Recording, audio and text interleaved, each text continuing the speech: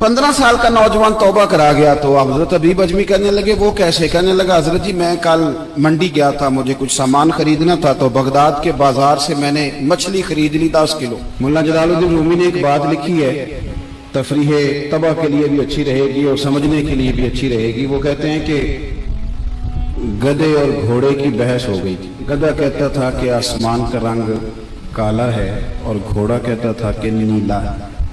हालांकि बात घोड़े की ठीक थी। कई घंटे बहस के बाद जब मुकदमा शेर की अदालत में पहुंचा, शेर ने दोनों की राय सुनने के बाद कहा कि बात भी घोड़े की ठीक है, लेकिन घोड़े को उम्र कैद की सजा भी है। उसने कहा बादशाह जी तो बड़ा जालिमाना फैसला है कि बात भी मेरी दुरुस्त हो और सजा भी। कहा फैसला आपने बड़ा अजीब कर दिया कि बात भी मेरी ठीक है और सजा भी आप मुझे दे रहे हैं। तो फरमाने लगे सजा इस बात की नहीं कि तू ठीक कहता है कि गलत कहता है, सजा तो इस बात की है कि तूने गधे से ही बहस शुरू कर दी है। हर एक से बहस करेंगे, उलझेंगे। जवान उलझते बहुत ज्यादा है, गुस्सा बहुत है, अना बहुत है। याद रखो हमारे ज़माने में जो सबसे ज़्यादा तकलीफ़ है वो गुस्से की है। तलाक़ें गुस्से की वजह से होती हैं, कत्ल गुस्से की वजह से होता है, नाफरमानियाँ गुस्से की। नौजवान बच्चे अपने उस्ताद को, अपने माँ बाप को गुस्से में कुछ ऐसी बातें कह बैठते हैं कि फिर वो बातें माँ बाप को सारी सारी रात सोने नहीं देती। फिर वो बातें असातिज़ा को बड़ी तकलीफ़ में मुब्तला करती। रसूल करीम अलैहिस्सलाम ने पूछा था सहाबा से पहलवान कौन होता है? अर्ज़ की हुजूर जो मैदान में लड़े और अपने सामने वाले को बिछाड़ दे। तो नबी करीम ने फरमाया ना भाई, पहलवान तो वो होता है जिसे जब गुस्सा आए तो अपने आप पे कंट्रोल कर ले। अभी से अपनी तरबियत करें। अगर मुआशरे में इस्लाह करना चाहते हैं, रवादारी पैदा करना चाहते हैं, तो अपने गुस्से को, गुस्सा अनापरस्त लोगों को आता है। गुस्सा सवाब का काम है, लेकिन अगर दीन के दुश्मनों पे आए तो अपनी जिंदगी में ठंडा होना शुरू से इसको इख्तियार करें। जब बहुत ज़्यादा आप में गुस्सा होगा, बहुत ज़्यादा आप आदी होंगे। वो हमारे यहाँ बच्चों से प्यार किया जाता है तो बच्चे उसका नाजायज़ फ़ायदा उठाते हैं, वो लाडले बन जाते हैं। वो समझते हैं कि मेरी अम्मा मेरी हर ख्वाहिश पूरी करती है तो अब हर शख्स ही ऐसा बन जाए। ऐसा हो नहीं सकता भाई। माँ का मामला और है, बाप का मामला और है। लेकिन अगर आप उस लाड प्यार के अंदर अपने आप को गुसीला कर लेंगे तो जिंदगी भर आप तकलीफ में रहेंगे। आपको बेशुमार आजमाइशों का सामना करना पड़े। हौसला, दरगुजर, मुआफ़ी। नबी करीम सल्लल्लाहु ताला अलैहि वसल्लम ने जिस चीज़ के साथ दुनिया को फतह किया उसमें सबसे अहम रोल दरगुजर का है। अगर आप माफ़ करना नहीं जानते तो आप तो अपनों के साथ भी दुश्मनी रखेंगे, इसलिए कि कमज़ोरियाँ तो हर बंदे में होती। फिर तो आप अपनों से भी हट जाएंगे। ज़िंदगी में बहुत ज़्यादा ज़रफ़, बहुत ज़्यादा हौसला पैदा करें। एक इस्लाम के जो हीरो गुजरे उनमें एक हीरो का नाम है हज़रत उमर बिन अब्दुल अजीज़। ये बादशाह भी थे और अल्लाह के वली भी थे। बादशाह वक्त होने के बावजूद ना रात को 2 घंटे वक्त निकाल के तो टोपियां सिया करते थे। टोपियां सीते थे, खग्गे की टोपियां बनती थी, खजूर की छाल की वो सीते थे और बेच के गुजारा करते थे। 3 सिपारे कुरान पाक के रोज पढ़ते थे, दरवेश थे। कुछ बादशाहों की लोग इज्जत करते हैं सियासत के लिए और कुछ की कदर करते हैं दिल से। लोग उनका बड़ा इकराम करते थे। तो एक दिन आप रात को गश्त के लिए निकले, 2-3 गार्ड सिपाही आपके साथ थे। उस जमाने में लोग लकड़ी के जूते पहनते थे और लकड़ी का जूता अगर मोटे ताजे आदमी ने पहना हो, जैसे आजकल ये बाटा के जूते होते हैं बड़े सख्त, को मेरी तरह का सेहतमंद आदमी पहनना हो और किसी के पैर पे पैर रख दे तो सामने वाला बेचारा बड़ा बेहाल हो जाता है। हजरत उमर बिन अब्दुल अजीज गुजर रहे थे, लकड़ी के जूते थे। एक बुजुर्ग ना सोए हुए थे गली में, जमीन पे चटाई बिछा के। आपका पैर बाबा जी के पैर पे आ गया। इस तरह की जब हंगामी सूरत हाल होती है ना, इमरजेंसी की, मोटरसाइकिल से मोटरसाइकिल टकराए तो सामने वाला जो पहला लफ्ज कहता है ना, वो ये होता है कि नजर नहीं आता। यही होता है ना जुमला, पहला अंधे हैं आप, पहला लफ्ज यही होता है। तो पैर पे पैर आया तो वो बुजुर्ग फटाफट बोले, कहने लगे हल अंतुमुल आमा, क्या आप अंधे हैं, नजर नहीं आता? उनको पता नहीं था मैं बादशाह को कह रहा हूं।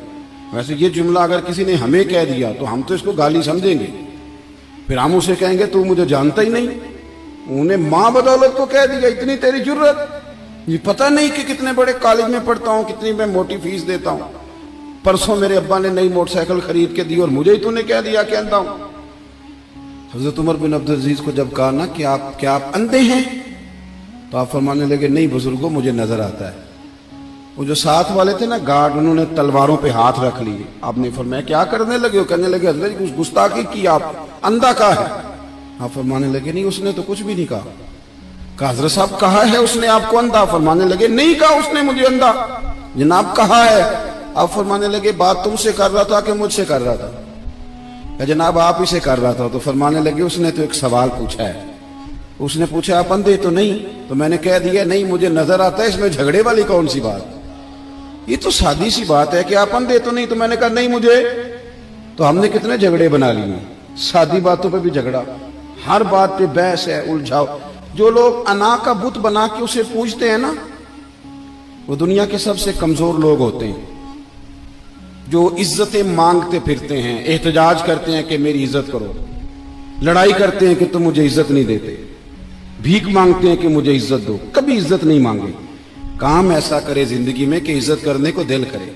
हज़रत हबीब अजमी एक बुजुर्ग थे, उनके पास एक शख्स अक्सर आता था, बड़ा मालदार था, एक ही बेटी थी, वो भी टांगों से माजूर थी। तो आप अक्सर उसको कहते हैं कि तू तौबा कर, अल्लाह की बारगाह में रुजू कर।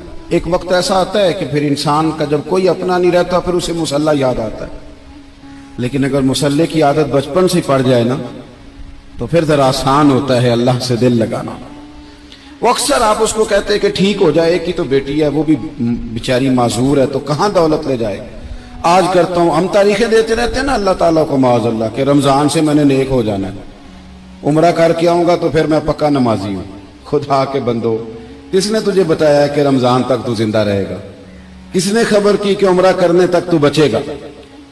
हजरत हबीब अजमी उसको कहते तो कहता बड़ी जल्दी ठीक हो जाऊंगा। एक दिन सवेरे सवेरे तौबा करने आ गया। आपने फरमाया क्या हुआ? तो कहने लगा हजरत जी कल एक 15 साल का नौजवान मिला है और मुझे तौबा करा गया। मजा ही इस उम्र में अल्लाह अल्लाह करने का। नबी करीम से मोहब्बत भी करनी हो तो यही उम्र है। जिन लोगों ने अबू जाल को कत्ल किया था उनकी उम्र भी 15 साल थी। हम तो बड़े ही नहीं ना होते सारी जिंदगी, ना हमें को बड़ा होने देता है, हम बड़े ही नहीं होते, यही तो उम्र है कुछ काल गुजरने की। 15 साल का नौजवान तौबा करा गया। तो हजरत हबीब अजमी कहने लगे वो कैसे? कहने लगा हजरत जी मैं कल मंडी गया था, मुझे कुछ सामान खरीदना था, तो बगदाद के बाजार से मैंने मछली खरीद ली 10 किलो, बाकी भी सामान तब खुद ले जा नहीं सकता था। तो मजदूर आपको पता है बेचारे आज भी सड़कों पे बैठे हैं। तो मजदूर बैठे थे तो उनमें एक नौजवान 14-15 साल का, चेहरे पे बड़ी रोशनी। मैंने उसको कहा बेटे मजदूरी करोगे? कहने लगा हुजूर मजदूरी भी करता हूँ, पढ़ाई भी करता हूँ, और जो अल्लाह को मंजूर हो उसकी इबादत भी करता हूँ। मैंने उसे कहा कि ये मेरा सामान है, फलां जगह पहुंचाना, क्या लोगे? कहने लगा 3 दिनार मजदूरी। सौदा तय हो गया, उसने सामान उठा लिया। कहते हैं रास्ते में जोहर का वक्त हो गया। कहने लगा चचा अगर इजाजत दो तो नमाज पढ़ लूं।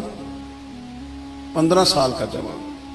कहते मैं रख के ना वहां सामान तो फट्टे पे बैठ गया, वो नमाज पढ़ने चला गया। बाकी लोग देर से आए, वो बच्चा जल्दी आ गया। मैंने कहा बेटे आप जल्दी आ गए? कहने लगे नफल छोड़ दिए, अब यही ना समझ लें कि काम चोर है, मैं बाद में पढ़ लूंगा। कहते हैं वो दोपहर का वक्त, रमजान भी नहीं था, मैं उस बच्चे को, नौजवान को घर ले गया और मैंने अपनी बीवी से कहा कि बड़ा नेक है, नमाजी है। और रास्ते में यह भी हुआ है कि मैंने उसे एक दफा कहा है कि ये मुझे थोड़ी देर के लिए दे दो, गर्मी बड़ी है, तुम्हें पसीना आ रहा है, मैं उठा लेता हूं। कहने लगा नहीं चचा मैं रिस्क हलाल खाता हूं, अगर आप उठाएंगे तो मैं 3 दिनार मजदूरी पूरी नहीं लूंगा, फिर पैसे कम करूंगा। मैंने तय किया है कि उठाऊंगा। तो कहते हैं मैंने अपनी बीवी को बताया तो बड़ी मुतासिर हुई, कहने लगी दोपहर का खाना पक गया, उसे को रोटी खा ले। रमजान भी नहीं था। कहते मैं बाहर निकला, उसको 3 दिनार थमाए। तो मैंने कहा बेटे एक बात मेरी मानोगे? कहने लगा बताइए। मैंने कहा खाना पकाए खा लो। कहने लगा मैं माफी चाहता हूं, मैंने रोजा रखा हुआ है। हुजूर ने हुक्म दिया, हुक्म, नबी करीम ने हुक्म दिया, बुखारी मुस्लिम की हदीस है। फरमाया नौजवानों अगर तुम्हारे पास ताकत है तो निकाह कर लो वरना रोजे रखो। हुक्म दिया, या निकाह और या रोजे, ये सरकार का हुक्म है। بھائی نفلی روزہ نفس کی قوتوں کو کچلتا ہے، انسان میں نورانیت اور روحانیت لاتا ہے۔ کہتے وہ کہنے لگا میں نے روزہ رکھا ہے، میں اور متاثر ہو گیا۔ میں نے کہا اب کیا کرو گے، کہیں اور جانا ہے؟ کہنے لگا نہیں، میں جس دن 3 دینار کما لیتا ہوں پھر میں مزید لالچ نہیں کرتا، باقی وقت یا قرآن مجید پڑھتا رہتا ہوں یا نبی پاک پہ درود شریف پڑھتا رہتا ہوں۔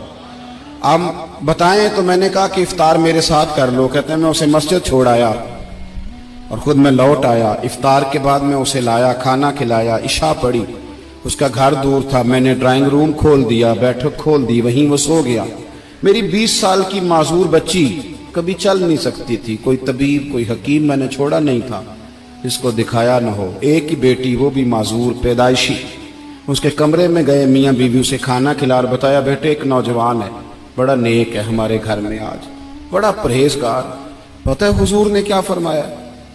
نبی کریم فرماتے ہیں جب نوجوان اٹھ کے تہجد پڑھتا ہے نا نوجوان، تو اللہ فرشتوں کے سامنے اس نوجوان پر فخر فرماتا ہے۔ اللہ فخر کرتا ہے کہ عمر دیکھو دیکھو یہ میری بارگاہ، اللہ فخر کرتا ہے، اللہ یعنی خدا خود میر مجلس بود، اللہ فخر کرتا ہے۔ اب سوچیں، تو ہم نے اپنی بیٹی کو بتایا کہ نوجوان ہے اور بڑا نیک ہے، تو کہتے ہیں وہ کھانا کھلا کے ہم واپس آ گئے۔ آدھی رات کا وقت ہوا تو دروازے پہ دستک ہوئی، بچی اپنے کمرے میں سو رہی تھی، ہم اپنے کمرے میں، وہ بیٹھک میں۔ گھبرا کے اٹھے کہ اس وقت کون ہے دروازے پہ؟ تو بیٹی کہنے لگی ابا دروازہ تو کھولنا۔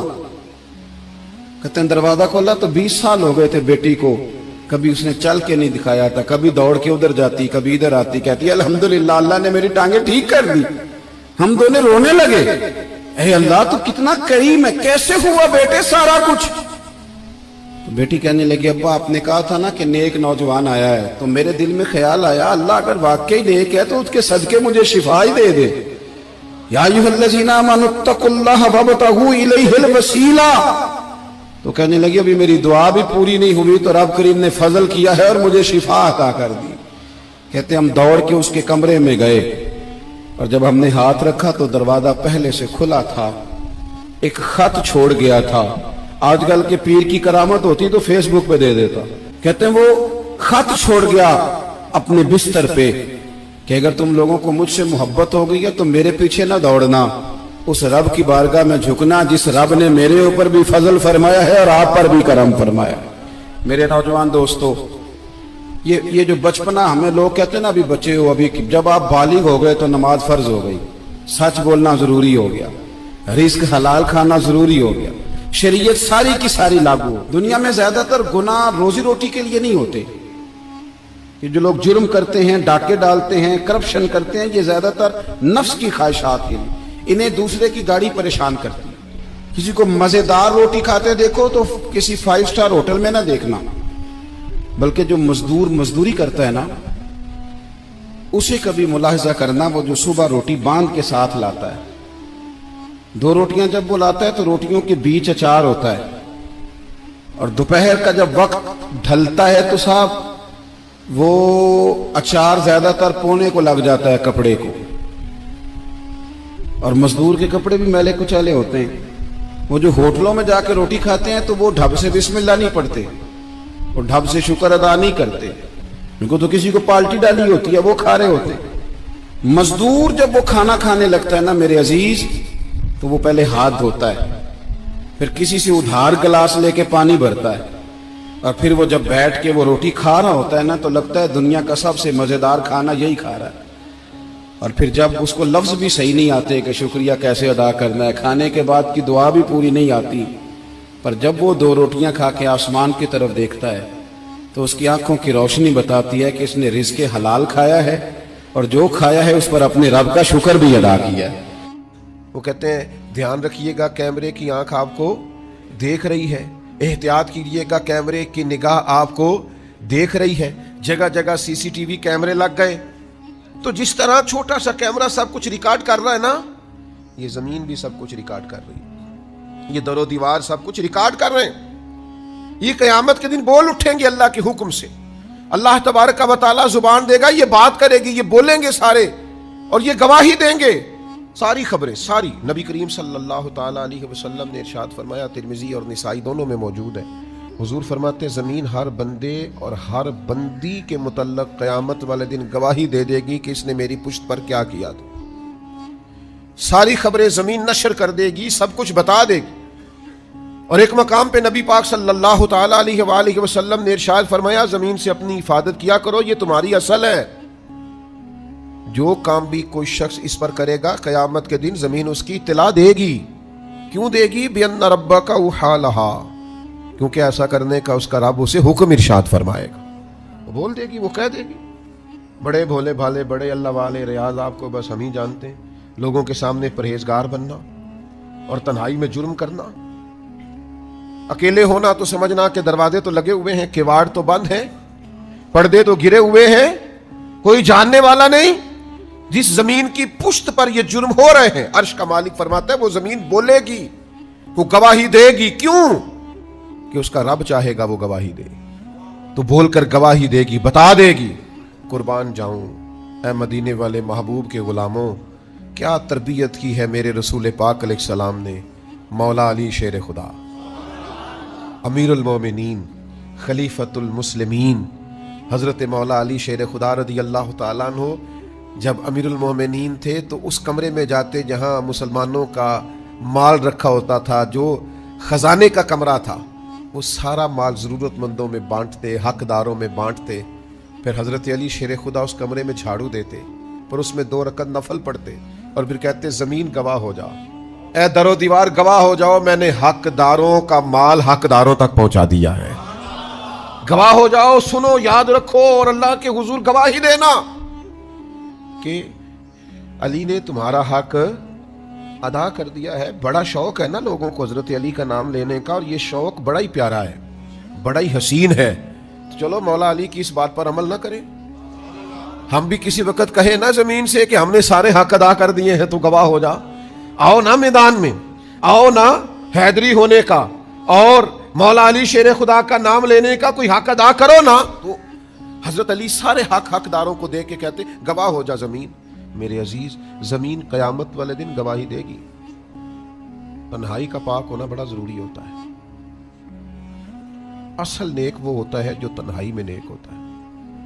حضرت ابو ہریرہ رضی اللہ تعالیٰ عنہ سے ایک شخص نے پوچھا صحیح نماز کون پڑھتا ہے؟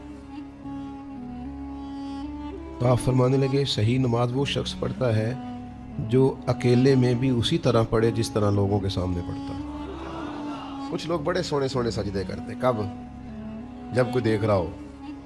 اور اکیلے میں، تنہائی میں، کوئی دیکھ رہا ہو تو ٹھیک ہے پڑھ لی، اور کوئی نہ دیکھ رہا ہو تو غائب ہو گئے. تنہائی کی نیکی انسان کو اصل عبادت گزار کرتی ہے. اور اگر تنہائی میں جرم کیا جائے، حضرت صوبان بن مالک رضی اللہ تعالیٰ عنہ حدیث کے راوی ہے اور سیاستہ میں حدیث موجود ہے، فرمایا قیامت کے دن کچھ لوگ تہامہ پہاڑ کے برابر نیکیاں لے کے آئیں گے اللہ کی بارگاہ میں. ایک سفید رنگ کا بڑا پہاڑ تھا جس کو تہامہ کہتے تھے. کچھ لوگ بروز قیامت تہامہ پہاڑ کے برابر وزن رکھتی ہوئی نیکیاں، اتنی بڑا حجم رکھتی ہوئی نیکیاں اللہ کے حضور لے کے آئیں گے، لیکن اللہ ان کی نیکیوں کو اڑا دے گا، ہوا میں بکھیر دے گا. تو صحابہ نے عرض کی یا رسول اللہ صلی اللہ تعالیٰ علیہ وسلم وجہ کیا ہے، ان لوگوں کا گناہ کیا ہے؟ تو اللہ کے حبیب فرمانے لگے یہ لوگوں کے سامنے نیکیاں کرتے تھے اور تنہائی میں رب کی نافرمانی کرتے تھے. اکیلے میں اللہ تبارک و تعالیٰ کی حدود کو توڑتے تھے، شریعت کی حدوں کو پامال کرتے. جب تک تنہائی ٹھیک نہیں ہوتی، جب تک اکیلے میں بھی انسان اسی طرح نیک نہیں ہوتا جس طرح سب کے سامنے نیک ہوتا ہے، تو اسے نیکی فائدہ نہیں دے سکتی. میرے بھائی یہ زمین گواہی دے گی قیامت کے دن. اللہ کے حضور دعا کریں اللہ دنیا میں بھی پردے قائم فرمائے اور آخرت میں بھی پردے قائم فرمائے. اور وہ کون سے مومن ہیں جن کو اللہ فرماتا ہے کہ اولئک هم المؤمنون حقا، یہی لوگ سچے مومن ہیں. قرآن مجید کی سورہ انفال اللہ تعالیٰ نے ارشاد فرمایا انما المؤمنون الذین اذا ذکر اللہ وجلت قلوبہم واذا تلیت علیہم آیاتہ زادتہم ایمانا وعلی ربہم یتوکلون. فرمایا وہی لوگ سچے مومن ہیں، وہی اصل میں ایماندار ہیں. الذین اذا ذکر اللہ وجلت قلوبہم، جب اللہ تعالیٰ کا ذکر کیا جائے تو ان کے دل ڈر جائیں. پہلی ان کی نشانی یہ ہے کہ مالک کے ذکر کے وقت اللہ کی عظمت و جلال کی وجہ سے ان کے دل کانپ اٹھتے، دل لرز جاتے ہیں ان کے۔ وَإِذَا تُلِيَتْ عَلَيْهِمْ آيَاتُهُ زَادَتْهُمْ ایمانا، اور جب ان پر اللہ کی آیتیں پڑھی جاتی ہیں تو ان کا ایمان ترقی پاتا ہے اور مضبوط ہو جاتا ہے۔ وَعَلَىٰ رَبِّهِمْ يَتَوَكَّلُونَ، اور ان کی تیسری نشانی یہ ہے کہ وہ صرف اپنے رب پر ہی بھروسہ کرتے ہیں۔ پکے اور سچے مومنوں کی چوتھی علامت یہ ارشاد فرمائی کہ الذین یقیمون الصلاۃ، وہ لوگ جو نماز کو صحیح ادا کرتے، وَمِمَّا رَزَقْنَاهُمْ يُنْفِقُونَ، اور جو ہم نے انہیں دیا ہے اس میں سے ہماری راہ میں خرچ کرتے۔ 5 علامتیں جن میں پائی جائیں، رب فرماتا ہے اولئک ھم المؤمنون حقا، یہ سچے مومن ہیں، یہ حقیقی مسلمان ہیں۔ اے اللہ، یہ 5 کام ان لوگوں نے کر لیے، ان 5 کاموں پر انہوں نے استقامت اختیار کر لی، یہ 5 اوصاف، یہ 5 خوبیاں ان لوگوں نے اپنے اندر پیدا کر لی۔ تیرا اعلان کرم ہوا کہ یہ سچے مومن ہے، تو انہیں ملے گا کیا؟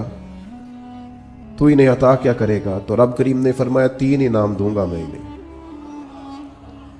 یہ 5 صفتیں اپنے اندر پیدا کریں تو 3 انعامات انہیں دیے جائیں گے۔ پہلا انعام یہ ہے کہ لہم درجات عند ربہم، ان کے درجے ان کے رب کے پاس ہیں، انہی کے لیے درجے ہیں ان کے رب کے پاس۔ معنی کیا ہے؟ اللہ دنیا میں بھی عزت عطا فرمائے گا اور آخرت میں بھی عزت عطا فرمائے گا، انہیں درجات ملے۔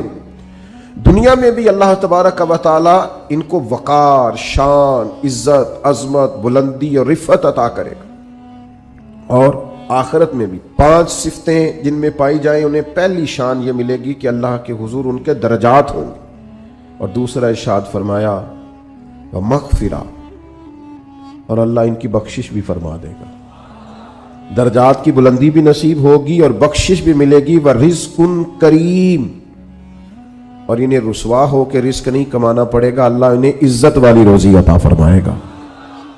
یہ بڑا خوبصورت لفظ ہے اور بڑا معنی خیز ہے اور بڑا سمجھنے والا، آپ اس پر غور فرمائیں کہ وَرِزْقٌ کریم، انہیں عزت والی روزی دی جائے گی۔ ارشاد فرمایا لَهُمْ دَرَجَاتٌ عِنْدَ رَبِّهِمْ وَمَغْفِرَةٌ وَرِزْقٌ کریم، اللہ کی بارگاہ میں ان کے درجے بھی بلند ہوں گے، ان کی بخشش بھی کر دی جائے گی اور انہیں عزت والی روزی بھی عطا کی۔ مسلمان بشری تقاضوں کی وجہ سے کئی دفعہ بہت ساری غلطیاں کر بیٹھتا ہے، بہت سارے گناہ ہم سے ہو جاتے ہیں، پھر اللہ فضل فرماتا ہے اور دلوں میں احساس پیدا ہوتا ہے، اور اللہ تعالیٰ بندہ مومن کو توبہ کی توفیق عطا کرتا ہے۔ اب یہ کہ توبہ کسی شخص نے کی، اللہ کے حضور وہ رجوع لایا، اس نے ارادہ کیا کہ اب وہ اپنے مالک کا فرما بردار بن کر وقت گزارے گا، نافرمانیوں سے، اللہ تبارک و تعالیٰ کی بارگاہ کی جتنی بھی اس سے نافرمانی ہوئی ہے اس سے وہ سچے دل سے تائب ہوگا، تو اس کے لیے وہ کیا کرے؟ توبہ کے بعد کیا شرائط ہیں اور کیا ضروریات ہیں جس کے بعد وہ سمجھے کہ اب میں اس رستے کا مسافر بن گیا ہوں جو رستہ اللہ کی رضا کا رستہ ہے، حضور علیہ السلام کی اتباع اور پیروی کا رستہ ہے، وہ رستہ ہے جو جہنم سے بچا کے جنت کی طرف لے کر کے جائے گا۔ تو قرآن مجید نے سورہ نساء کے اندر توبہ کرنے والوں کی بابت ارشاد فرمایا کہ توبہ کرنے کے بعد والی زندگی کیسی ہو، توبہ کی شرائط کیا ہیں، توبہ کن بنیادوں پر ہے۔ کیا خالی توبہ توبہ پکار لینے سے، شب برات کی رات رو لینے سے، شب قدر کی رات آنسو بہا لینے سے اور اللہ کی بارگاہ میں 2 نفل ادا کر لینے سے توبہ مکمل ہو گئی؟ تو قرآن مجید نے یہاں توبہ کا ذکر فرمایا، اگرچہ پیچھے جو آیات ہیں اس میں تذکرہ منافقین کا ہو رہا ہے کہ منافق جہنم کے سب سے نچلے طبقے میں ہوں گے، لیکن فرمایا اگر وہ توبہ کر لیں تو توبہ کے بعد کیا کریں؟ فرمایا الا الذین تابوا، مگر وہ لوگ جو توبہ کر لیں، واصلحوا، اور پھر سنور جائیں، پھر اپنے آپ کو درست کریں، پھر اپنی تربیت کریں، پھر اپنی اصلاح کریں۔ اور کیسے کریں؟ واعتصموا باللہ، اللہ کی رسی کو مضبوطی سے تھام لیں، اللہ کے ساتھ جڑ جائیں، رب رسول سے رشتہ مضبوط کر لیں۔ اور اس مضبوطی کا رنگ کیا ہوگا؟ فرمایا وَأَخْلَصُوا دِينَهُمْ لِلَّهِ، اپنا دین خالص اللہ کے لیے کر لیں، اس میں لوگوں کو دکھانے کا، اس میں دنیا داروں کو راضی کرنے کا، اس میں تصنع کا، بناوٹ کا کوئی شائبہ نہ ہو۔ وَأَخْلَصُوا، خالص کر لیں اپنا دین، کس کے لیے؟ للہ، اللہ کے لیے اپنا دین خالص کر لیں۔ یہ شرائط بتائی جا رہی ہیں، توبہ کے بعد کی زندگی بتائی جا رہی ہے۔ ایک توبہ کریں، پھر اپنی اصلاح کریں، اپنی تربیت کریں، اپنے اندر سے کمزوریاں دور کریں۔ وَاعْتَصِمُوا بِاللَّهِ، اللہ کی رسی کو مضبوطی سے تھام لیں۔ اور پھر ارشاد فرمایا کہ وَأَخْلَصُوا دِينَهُمْ لِلَّهِ، اپنا دین خالص کریں اللہ کے لیے۔ جو بھی کام کریں، تھوڑا کریں، زیادہ کریں، کم کریں، کثیر کریں، محض رضا الہی کے لیے کریں، اس میں یہ دنیا داری کا شائبہ نہ ہو۔ میں کیسے آپ کو عرض کروں کہ بہت سارے دینی کام بھی لوگ دنیا داری کے لیے کرتے ہیں، بہت ساری محفلیں، مجالس بھی اپنا نام اونچا کرنے کے لیے ہوتی ہیں، بہت سارے کاموں سے مقصود یہ ہوتا ہے کہ چلو اس طرح نہیں تو اس طرح ہی میرا قد اونچا ہو جائے گا۔ اخلصوا دینہم للہ، خالص ہو جاؤ، خالص ہو جاؤ۔ نبی کریم صلی اللہ تعالی علیہ وسلم نے فرمایا تو مخلص ہو جا، تیرا تھوڑا عمل ہی تجھے کفایت کر جائے گا، تھوڑا عمل ہی زیادہ ہو جائے گا، اللہ تعالیٰ فضل کر دے گا، پر شرط یہ ہے کہ تو مخلص ہو، خالص ہو جا۔ فرمایا جب یہ چیزیں تیرے اندر پیدا ہو جائیں گی فَأُولَٰئِکَ مَعَ الْمُؤْمِنِينَ، تو پھر اللہ تعالیٰ انہیں مومنوں کے ساتھ شامل فرما لے۔ میں کہہ چکا ہوں، بات تو پیچھے منافقین کی ہو رہی ہے، لیکن یہاں صوفیاء نے باریک نقطہ بیان کیا۔ فرمایا جب تو توبہ کرے گا، جب تو اپنی اصلاح کرے گا، جب تو اللہ کی رسی مضبوطی سے تھام لے گا، جب تو اپنا دین اللہ کے لیے خالص کر لے گا، پھر اللہ تجھے اپنے کامل بندوں میں شامل فرما لے، پھر تو کاملین میں آ جائے گا۔ مومن جو کامل ہوتے ہیں ان کی صفوں میں اللہ تجھے کھڑا کرے گا۔ وَسَوْفَ يُؤْتِ اللَّهُ الْمُؤْمِنِينَ أَجْرًا عَظِيمًا، اور فرمایا ان قریب اللہ مومنوں کو بڑا ہی اجر عطا فرمانے والا ہے۔ جن بندوں میں تمہیں شامل کیا جائے گا ان قریب تم دیکھو گے اللہ انہیں بڑا اجر عطا کرنے والا ہے۔ اور جو اگلی آیت ہے نا، دل میں ہو دھڑکن، دل مردہ نہ ہو، ضمیر زندہ ہو، تو یہ جو اگلی آیت ہے نا قرآن مجید کی سورہ نساء کی اور 5ویں پارے کی آخری آیت، یہ عجیب اللہ کے انداز کریمانہ کا پتہ دیتی ہے۔ یہ بڑے انوکھے انداز میں بندہ مومن سے خطاب کرتی ہے، یہ بڑے انوکھے انداز سے کافر کو، منافق کو بھی سمجھاتی ہے۔ یہ کس طرح کھول کر ایک نیا رنگ قرآن مجید اپنے پڑھنے، سننے، سمجھنے والوں کے دلوں میں پیدا کرتا ہے۔ اللہ کریم نے ارشاد فرمایا ما یفعل اللہ بعذابکم، فرمایا اللہ تمہیں عذاب دے کے کیا کرے گا؟ اللہ تمہیں عذاب دے کے، اوہو قربان جائیں، مالک چاہتا نہیں کہ اللہ تمہیں عذاب دے کے کیا کرے گا؟ ان شکرتم و آمنتم، اگر تم شکر ادا کرو اور ایمان لے آؤ، اگر تم شکر گزار بندے بن جاؤ، مومن بندے بن جاؤ، تو اللہ تمہیں عذاب دے کے کیا کرے گا؟ رب تمہیں عذاب دینا چاہتا نہیں ہے، وہ کرم کرنا چاہتا ہے، وہ عطائیں کرنا چاہتا ہے۔ دو ہی مطالبے ہیں، ایک یہ کہ اس کے شکر گزار بنو، اور ایک یہ کہ مومن کامل بنو۔ کامل ایمان ہو اور مزاج شکر والا ہو تو رب کہتا ہے او اللہ تمہیں عذاب دے کے کیا کرے گا۔ اس کی رضا نہیں ہے کہ تم چھلانگیں لگاتے ہو، عذاب کی طرف بڑھتے ہو۔ پوچھ لے ویسے دائیں بائیں کسی سے، پوچھ لے ویسے اپنے آپ سے کہ دل شاکر ہے، اللہ کی رضا پہ راضی ہے؟ جہاں مالک نے رکھا ہوا ہے وہاں لوگ خوش ہیں۔ ہمارے مزاجوں سے تو حال میں مزید کی طلب ہی نہیں جاتی، یہ کوئی نہیں، وہ کوئی نہیں، یہاں پریشانی، وہاں دکھ، یہاں آزمائش، ہر وقت کے شکوے، ہر وقت کی پریشانیاں، ہر وقت کی آزمائشیں ہم نے اوڑھ رکھی ہیں۔ فرمایا اللہ تمہیں عذاب دے کے کیا کرے گا؟ اگر تم شکر کرو، اگر تم ایمان لاؤ۔ اور مزے کی بات دیکھو، شکر اتنی بڑی نعمت ہے کہ ایمان کا ذکر بظاہر بعد میں کیا، شکر کا پہلے کیا ہے۔ اور یہاں علماء نے لکھا ہے کامل مومن بھی وہی ہوتا ہے جو رب کا شکر گزار ہوتا ہے، جس کے مزاج میں شکر کوئی نہیں نا، اس کو ایمان کی وہ خاص لذت بھی نصیب نہیں ہوتی۔ اور آگے پتہ کیا ارشاد فرمایا، وہ تمہیں عذاب دے کے کیا کرے گا اگر تم شکر کرو اور ایمان لے آؤ۔ وَقَانَ اللَّهُ شَاكِرًا عَلِيمًا، اللہ تو قدر کرنے والا ہے، اللہ تو قدردان ہے، اللہ تعالیٰ تو صلہ دینے والا ہے، اور علیمہ وہ جاننے والا ہے تمہارے دلوں میں کیا ہے۔ تم اگر شکر کر لو, تم اگر ایمان لے آؤ تو اللہ تمہیں عذاب دے کے. ہمارا پتہ مزاج کیا ہے, ہماری طبیعت سے ناشکری نہیں جاتی. ہمارے مزاجوں میں ایک بات پیدا ہو گئی ہے کہ میں دکھی ہوں, فلانا مجھ سے بڑا اچھا ہے. اس نے ہمیں مضطرب کر دیا ہے, بے چین کر دیا ہے. دکھ ہے کیا, دکھ ہے کیا؟ درویش کہتے ہیں دکھ یہی ہے, تیری مرضی اور ہے, رب کی مرضی اور ہے. جب تیری اور رب کی مرضی ایک ہو جائے پھر دکھ ہوتا ہی کوئی نہیں, پھر سکھ ہی سکھ ہے. جہاں رب رکھے تو شکر گزار ہو جا تو سکھی ہے. دکھ یہ ہے کہ تو کہتا ہے جو اللہ نے کیا ہے شاید معاذ اللہ وہ ٹھیک ہے, یہ ہونا چاہیے تھا. یاد رکھنے کی بات ہے, سمجھ لیں اس کو. توبہ کے بعد جو اپنی زندگی ہے اس کو کس طرح گزارنا ہے اسے سمجھیں. آ گئی شب برات, ساری رات روئیں گے مسلمان, پھر کیا بدل جائیں گے؟ پھر سویرے جھوٹ ختم ہوگا معاشرے سے, لاکھوں جو اکٹھے ہو کے ایک جگہ پہ توبہ کریں گے تو کیا پھر ملاوٹیں ختم ہو جائیں گی, رشوتیں ختم ہو جائیں گی, بددیانتیاں ختم ہو جائیں گی, ماں باپ کی نافرمانیاں ختم ہو جائیں گی؟ کیا معنی ہے رونے کا؟ توبہ کا معنی کیا ہے؟ او بھائی مزاج کو سمجھیں, دین کی حقیقت کو سمجھیں.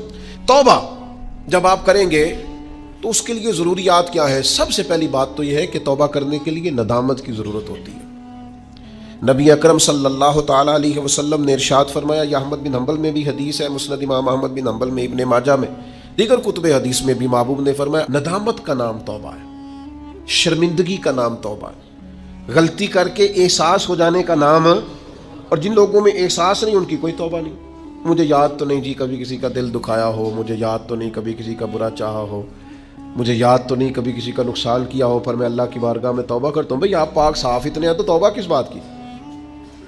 آپ میں جب ندامت ہی نہیں پیدا ہو رہی, آپ گناہ کو گناہ ہی تسلیم نہیں کر رہے, اپنی غلطی نہیں مان رہے, تو توبہ کاہے کی؟ تو توبہ کرنے سے پہلے احساس پیدا کرنا, ندامت پیدا کرنا, شرمندگی دل میں پیدا ہونا, یہ تو پہلی سیڑھی ہے. اور اگر یہ سیڑھی حاصل نہیں ہے تو پھر توبہ انسان کو میسر آ سکتی. حضرت عمر فاروق رضی اللہ تعالیٰ عنہ ارشاد فرمایا کرتے تھے, جو لوگ زیادہ کثرت سے توبہ کرنے والے ہیں, استغفار کرنے والے, ان کے پاس بیٹھا کرو, ان کے دل نرم ہوتے, ان کی صحبت اختیار کیا کرو, مزاج کے نرم ہوتے. کیوں؟ کہ ان کے اندر احساس ہوتا ہے ہم سے غلطی ہو گئی, انہیں خیال آتا ہے. آج ہمارا سب سے بڑا مسئلہ یہ ہے کہ ہمیں احساس ہی نہیں اپنی غلطیوں کا. مومن کی شان یہ ہے کہ وہ رائی کے دانے کے برابر کبھی غلطی کرے تو اسے پہاڑ محسوس ہوتی ہے, اوہ مجھ سے تو بڑا گناہ ہو گیا. اور منافق کی علامت یہ ہوتی ہے کہ پہاڑ کے برابر گناہ کرتا ہے تو رائی سمجھتا ہے, کہتا ہے کچھ بھی نہیں, ساری دنیا نہیں کرتی, پھر کیا ہو گیا, ہو جاتا ہے انسان. نہیں, مومن ڈرتا ہے, احساس سے ندامت ہر وقت اسے بے چین رکھتا ہے. اللہ کے بندے ہمیشہ ندامت کے ساتھ رہتے ہیں. دلوں میں احساس تو پیدا کریں, طبیعت تو ہو یار کہ مجھ سے غلطی ہوئی ہے. سیدہ عائشہ صدیقہ فرماتی ہیں حضور نے فرمایا جو بندہ اعتراف کرتا ہے نا مالک مجھ سے غلطی ہو گئی, اعتراف گناہ کر کے معافی مانگتا ہے, تاب اللہ علیہ, اللہ اس کی توبہ کو قبول فرما لیتا ہے. اعتراف ہی نہیں, ہم نے جرم کیا ہی کوئی نہیں, ہمارے اندر کوئی غلطی ہے ہی نہیں سرے سے. جب ہم یہ ماننے کو تیار نہیں تو پھر مجھے بتائیے مانا کیا ہوا. اور دوسری بات قرآن نے کہی وَأَصْلَحُوا, پھر وہ اپنی اصلاح بھی کرے, پھر گناہ چھوڑ دے جس سے توبہ کی, پھر دوبارہ اس خطا کے پاس نہ جائے.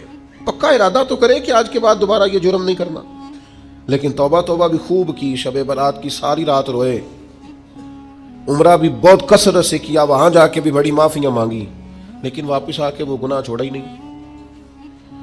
وہ جس غلطی کی توبہ کی تھی اس کی اصلاح ہی نہیں کی, اپنے آپ کو بدلا ہی نہیں.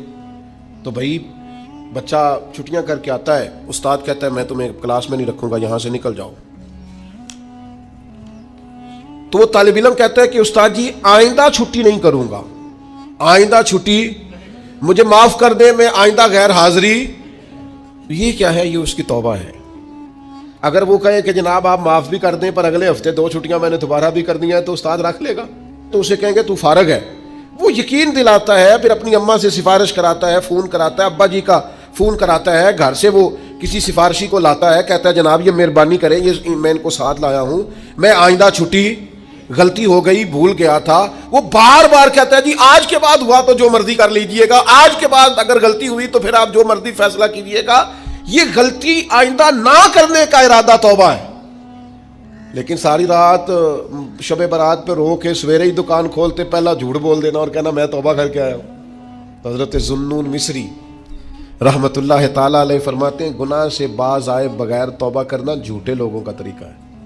یہ رب سے بھی جھوٹ بول کے آیا رات، اس کا پورا ارادہ نہیں تھا توبہ کا، اس لیے کہ گناہ چھوڑنے کا ارادہ ہی نہیں، بھاگ آنے کا پروگرام ہی نہیں، اس کا استغفار، اس کی توبہ، یہ جملے تھے، یہ لفظ تھے، یہ زبان کی ادائیگی، قلب اور روح کے ساتھ اس نے توبہ نہیں کی۔ میرے بھائیوں، وقت ہمیں میسر آ رہا ہے، ارادہ کریں نا خطائیں چھوڑنے کا۔ اب کتنی دیر تک، کتنی دیر تک؟ بہت سارے حالات بدل گئے، عمریں بڑھ گئیں، بات آگے نکل گئی۔ امام غزالی فرماتے ہیں جس کی عمر 40 سال ہو گئی اور ابھی بھی وہ گناہ سے باز نہیں آیا، اس کا مطلب یہ ہے کہ وہ اپنے لیے جہنم کا فیصلہ کر چکا ہے، معاذ اللہ۔ اس نے ارادہ کر لیا ہے کہ جانا ہی گویا دوزخ میں، اللہ کی نافرمانی پر کمر بستہ ہو گیا۔ تو دوسری شرط یہ ہے کہ ارادہ کیا جائے کہ میں آج کے بعد یہ والا عمل نہیں کروں گا۔ اور میں نے چھوٹے بچوں کو جو ابھی 15-18 سال کی عمر میں ہوتے ہیں، میں نے انہیں دیکھا ہے کہ وہ اساتذہ کو اور والدین کو کیسے مناتے ہیں، وہ اپنے بڑوں کو کیسے مناتے ہیں، وہ کیسے یقین دلاتے ہیں، کہتے ہیں آج کے بعد دوبارہ آپ مجھے یہ غلطی کرتے تو محسوس ہوتا ہے۔ پھر ان پر بڑے سخت ترین اساتذہ کو بھی رحم آتا ہے، کہتے ہیں یار کہہ تو رہا ہے، آخر بچہ ہے، چلو بھول گیا تھا، رکھ لو، خیال آ جاتا ہے۔ تو جب تک یہ کیفیت پیدا نہیں ہوتی اتنی دیر تک شب برات کی شام ہاتھ اٹھانے کا مقصد سمجھ میں نہیں آتا، دعا مانگنے کا مقصد سمجھ میں، آپ نے پختہ ارادہ ہی نہیں کیا۔ ابھی تیسری بات توبہ کے مسئلے میں ہمارے علماء نے یہ لکھی ہے کہ گناہ جس طرح لوگ ڈٹ کے کرتے ہیں اور ڈھٹائی سے کرتے ہیں، تو توبہ والے معاملے میں بندے کو ذرا ڈٹنا چاہیے، کچھ دن اسے پریکٹس تو کرنی چاہیے، جد و جہد تو کرنی چاہیے، کوشش تو کرنی چاہیے۔ اللہ کہتا ہے تو ہمت کر، رب تیری مدد فرمائے۔ ان الذین قالوا ربنا اللہ ثم استقاموا تتنزل علیہم الملائکہ، جو کہے گا اللہ میرا رب ہے پھر ڈٹ جائے گا، اس کی مدد کے لیے اللہ فرشتے بھی نازل فرما دے گا۔ استقامت کا تھوڑا مزاج ہو، تھوڑی طبیعت ہو کہ ہم نے استقامت اختیار کرنی ہے، ڈٹنا ہے تھوڑا توبہ کے بعد، تھوڑا ارادہ کرنا ہے کہ یار نہیں اب میں نے اس طرف نہیں جانا، اب میرا ارادہ بدل گیا، اب میں نے یہ کام۔ ایک صحابی تھے تو وہ فرماتے ہیں کہ میں توبہ کرنے سے پہلے ایک خاتون کے ہاں آیا جایا کرتا تھا، پھر اللہ نے مجھے توفیق دی، میں توبہ کر گیا اور کلمہ پڑھ گیا، اور جب میں حضور کی بارگاہ سے ہو کے واپس آ رہا تھا تو وہ رستے میں مجھے آوازیں دے رہی تھی، لیکن جب میں نظریں جھکا کے اس کے پاس سے گزر گیا تو مجھے کہنے لگی تم وہی نہیں ہو؟ تو میں نے کہا نہیں، اب تو میں توبہ کر کے آیا ہوں، اب تو میں اللہ کا بندہ بن کے آیا۔ حضرت حبیب اجمی رحمت اللہ تعالیٰ علیہ، اللہ نے مجھے توفیق دی، میں ان کے مزار پہ بھی حاضر ہوا، بغداد معلیٰ میں ان کا مزار ہے، اور میں ان کے نا قبر کی پیروں کی جانب کھڑے ہو کے نا تو ان کے کچھ اقوال ان کو سنا رہا تھا، ان کے کچھ اقوال ان کو سنا رہا تھا۔ حضرت حبیب اجمی رحمت اللہ علیہ سود کا کام کرتے تھے، دعا کریں اللہ ہم سب کو محفوظ کرے، آمین تو کہیں اللہ ہم سب کو۔ اب لوگوں نے بغلوں میں فتوے بھی رکھ لیے ہیں، کل پرسوں میرے پاس ایک صاحب فتویٰ لے کے آئے، فلانے مولانا صاحب نے کہا فلانی بینک کا سیونگ اکاؤنٹ بھی ٹھیک ہے، یہ میری بغل میں فتویٰ ہے تو یہ آپ پڑھ لیں۔ میں کیا تو مینو کو پوچھنا ہے جی تو تیرے کو فتویٰ جو ہے، ایک بندے کو فتویٰ مل گیا ہے اور اس نے پکڑا ہوا ہے بغل میں ہے، میرے پاس کیوں آیا ہے؟ کہنے لگا جی آپ کیا کہہ رہے ہیں؟ میں کیا تو تاں آئے ہیں، تو مطمئن نہیں مولوی دی گل تے، اگر تو مطمئن ہوتا تو تصدیق کرنے، تو یہ تو مطمئن نہیں ہے نا، اس کا مطلب ہے کہ بات کے اندر شک ہے، اس گل وچ رولا ہے۔ تو میں کیا رولے والی گل چنگی، تو میں کیا فتویٰ دوبارہ لپیٹ کے جیب چ پا، تو دس سیونگ اکاؤنٹ ٹھیک ہوندا ہے؟ کہندا جی سمجھ نہیں آئی تاں تے آیا۔ میں کہا بس ٹھیک ہے، تینوں پھر سمجھ آ گئی ہے، جڑی سمجھ نہیں نہ آئی ہے تو مطلب یہ سمجھ آ گئی، یہ سمجھ لے آپ چھوڑیں۔ میں کسی کا نام نہیں لیتا، کوئی بات نہیں کرتا، میں آپ کو بخاری کی حدیث سناتا ہوں، نبی پاک علیہ السلام نے فرمایا ایک حلال ہے وہ بھی واضح، ایک حرام ہے وہ بھی واضح ہے، ایک میں شک ہے کہ پتہ نہیں حلال ہے کہ پتہ نہیں حرام ہے۔ میرے کریم محبوب نے فرمایا تم نے شک والی چیز سے بھی بچنا ہے، شک سے بھی تم نے بچنا ہے، اس لیے کہ مسلمان طیب اور طاہر کا قائل ہوتا ہے، وہ پاکیزہ مزاج ہوتا ہے، پاکیزگی کا قائل ہوتا ہے۔ بھائیو یہ بچیں، یہ رزق حرام اتنا نقصان کرتا ہے کہ انسان کا اللہ سے رشتہ کمزور کر دیتا ہے، लुकमा हराम से पूरी परहेज, पूरी जहर की तरह इससे परहेज करें, तेजाब की तरह इससे बचें, तब जाके इंसान की रूहानी जिंदगी कुछ आगे बढ़नी शुरू होती है। तौबा सच्ची, इखलास वाली, संवरने वाली और इस्तकामत वाली कि मैंने फिर दोबारा ये अमल नहीं करना। और आदतें बदल जाया करती हैं, आदतें बदल, आदी थे लोग शराब के, पर हुजूर ने फरमाया हराम है, तो फिर दोबारा कोई करीब, बिल्कुल जिन चीजों की 100% कोई मना करने वाला नहीं था उनको इशारों से मना किया मेरे नबी पाक ने। तो ये बंदा मोमिन की शान होती है। फिर वो इतने पक्के हुए कि दोबारा उन चीजों के करीब तो तौबा करें, लेकिन फिर उस पर डटें। और तीसरी बात यह है कि इस्लाह अहवाल करें, तौबा के बाद अपनी इस्लाह करें, अपनी तरबियत करें, अपने ऊपर तवज्जो दें। डॉक्टर 2 किस्म के चार्ट देते हैं मरीज को, एक ये कि ये चीज़ें नहीं खानी, और एक ये कि ये वाली आपने खानी है, ये आपके लिए। वो कहते हैं तुमने तली चीज़ नहीं खानी, तुमने तजाबियत वाली नहीं खानी, आयली चीज़ें नहीं खानी, और सलाद ज़रूर खाना है, फल का इस्तेमाल ज़रूर करना है। ये क्यों बताते हैं कि अगर आपको सारी चीज़ें छोड़ देंगे तो फिर जिस्म के अंदर ताकत मौजूद नहीं रहेगी। कुछ आपको वो छोड़नी है जो नुकसान देती, लेकिन वो खानी है जो जिस्म को ताकत वर कर। इस्लाह अहवाल का माना ये कि ये गुनाह छोड़ दें और उसके साथ ये वाली नेकियां करें। सवेरे उठ के नफल पढ़ें, दिन में कुरान मजीद पढ़ें, इस्तिगफार पढ़ें, दुरूद पाक पढ़ें, गरीब की मदद करें, माँ बाप की खिदमत करें, जो आपके जिम्मे हुकूकुल इबाद है उनको सही करके अदा करें। अपनी जिंदगी के अंदर बेहतर तब्दीलियां लाएं, अपने आप को बदलें। और नौजवानों से कहूंगा सोना जरा कम करें, आराम पसंदी और वजूद की आराम तलबी से बाहर आप जाया हो जाएंगे। थोड़ी मुशक्कत करें, थोड़ा कम सोने का मिजाज बनाएं, कम खाने का मिजाज बनाएं, कम बोलने का मिजाज बनाएं। इस्लाह अहवाल के लिए जरूरी है कि हम थोड़ी सी ना लज्जात को एक एक करके कम करना शुरू करें, ताकि हमारी रूहानी जिंदगी मजबूत होने लगे। तौबा के लिए एक बड़ा लाजमी और बड़ा अहम और बड़ा बुनियादी नुक्ता यह है कि कुछ काम ऐसे होते हैं जो उस नुक्ते के बगैर हो ही नहीं सकते। वो नुक्ता क्या है? वातसमु बिल्लाह, अल्लाह के साथ ताल्लुक को मजबूत करें। हज़रत राबिया बसरिया फरमाती थी, मेरे दिल में ख्याल, मुझे पता चल जाता है कि मेरा रब्बा मुझसे राजी है कि नाराज। ने कहा आपको कैसे पता चलता है? फरमाया जब सवेरे मुझे तौफीक देता है ना, उठ के मुसल्ला बिछा ले, तो मैं समझ जाती हूँ आज बड़ा राजी है। और जब मैं जाग भी रही हूँ और फिर भी मेरी नमाज रह जाए तो लगता है कि वो नाराज हो गया है।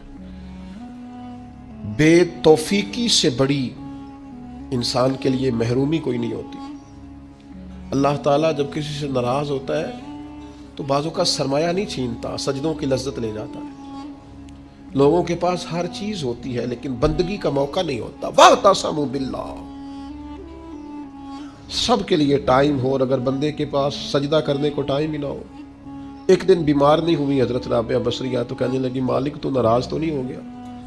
तो मुझे बीमार करता है तो मैं तुझे याद बड़ा करती हूँ, मेरा नफ्स कमज़ोर पड़ जाता है, गुनाह की तरफ नहीं जाता, मैं ज़रा बीमार रहती हूँ तो ठीक रहती हूँ। मेहरबानी कर, तू मेरे ऊपर वो सारा बोझ डाल जिससे मेरा नफ्स कमज़ोर रहे और तेरी बात। वातसमु बिल्लाह, लंबी लंबी दुआएं मांगा करें,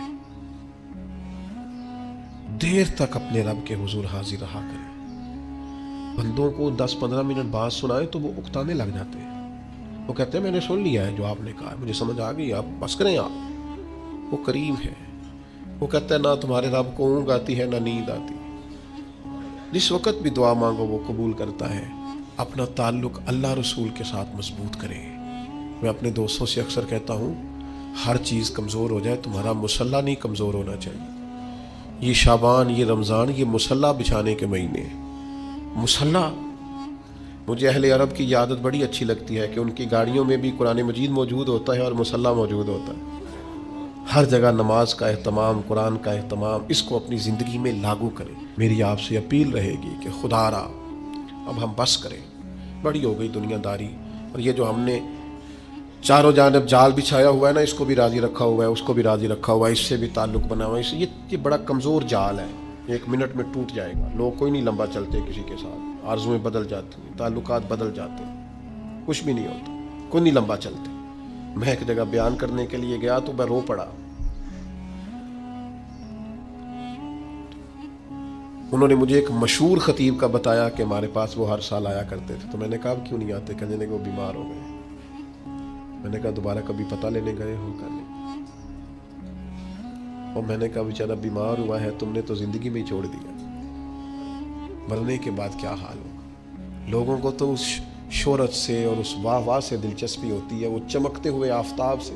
کبھی سورج ڈوب جائے تو کوئی یاد کرتا ہے اسے، کبھی چاند چلا جائے تو کوئی یاد کرتا ہے. او پیاں دس دیاں قبراں جنہاں تے پھل پئے، ادھروں کوئی نہیں جی آمدہ تے ادھروں لکھاں گئے. ایک بزرگ اپنے بیٹے کے ساتھ قبرستان گئے تو ایک پرانی قبر پہ بیٹھ کے رونا شروع کر دیا. پرانی قبر تھی، ٹوٹی ہوئی تھی. کہنے لگا ابا جی کیا ہوا، آپ کیوں رو رہے ہیں؟ تو بزرگ تھے نا، اہل معرفت میں سے تھے. کہنے لگے پتر کچھ نہیں نا، تو 25 سال سے میں آ رہا ہوں، اس قبر پر میں نے کبھی مٹی ڈلی ہوئی نہیں دیکھی، اس پر کبھی کسی کو پھول ڈالتے نہیں دیکھا، کبھی نہیں دیکھا. کوئی اس قبر کے پیروں کی جانب کھڑا ہو کے فاتحہ پڑھ رہا، کبھی نہیں دیکھا. تو یہاں آیا ہو تو لوگ تو کہنے لگے 20-25 سال تو مجھے بیت گئے. ان کا بیٹا مجھے بتانے لگا کہ ابا جی بڑا روئے. والد صاحب کہنے لگے کہ پتہ نہیں ہمارے ساتھ کیا ہونے والا ہے، آتے ہی نہیں لوگ، بھول گئے. آپ چلے جائیں قبرستان میں، کئی قبریں شکوہ کریں گی کہ کوئی نہیں آیا. زمانہ بر مزار ماں غریباں، یہ جہانگیر کی قبر پہ لکھا ہے کہ میں غریب ہوں، میری قبر پہ تو بلبل بھی کوئی نہیں آتی. کوئی بلبل ہی گیت سنا جائے آ کے، کوئی پروانہ ہی نہیں آتا. لیکن بادشاہاں نہ امیراں دے دیوے بل دے صدا فقیراں دے. وہ حضرت پیر میر علی شاہ پاک پتن گئے تو نعرے بڑے لگ رہے تھے بابا صاحب کے. تو کہا یہ کیا ہے؟ فرمایا قرآن سچا ہو رہا ہے. رب نے کہا تھا فاذکرونی اذکرکم، مجھے یاد کرنا میں تمہیں یاد کروں. فرید نے ساری زندگی اللہ اللہ کی ہے، اب دنیا دیکھو ان کو یاد کر رہی.